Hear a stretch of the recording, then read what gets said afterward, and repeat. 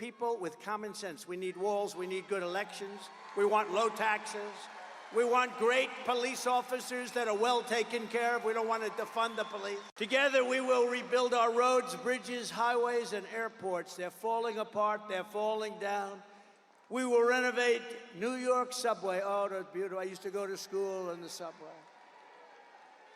Can you believe it? I mean, I like to say it's not so long ago, but it probably is. What do you think, Bruce? I guess it is.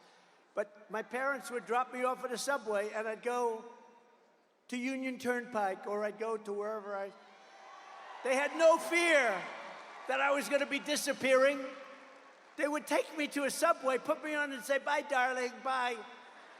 If you do that today, you have about a 75% chance that you'll never see your child again. What the hell has happened here? What has happened?